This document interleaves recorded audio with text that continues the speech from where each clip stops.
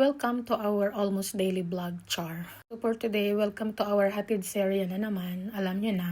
So, in the morning, kailangan namin before 7. At least 7, nakalis na kami ng bahay kasi itong area namin malapit sa school. Pag di ka nakalabas ng before 7 o'clock, matatraffic ka. So this one, wala pang ganong traffic. Pero pag 7 o'clock na, at least 7:15, mga ganyan, marami ng sasakyan and then mga school bus ang dami na. Kaya mahirap makasalubong mga school bus kasi matatraffic ka din, malilate ka. And then nung pag-uwi ko ng bahay, kinuha ko muna yung mga garbage bin kasi empty naman na, dumating na yung mga collector. So pinasok ko na sa bahay and then after that, nagluto lang ako ng simpleng almusal. Magpapag-Grace Tan Felix sana ako, kaya lang baka malit ako, kaya nagbago ang isip ko. Yung kaning lamig na lang ang kinain ko, tas adobo, tapos nagprito lang ako ng itlog. Yun lang, simple lang. At least di pa ako late, diba?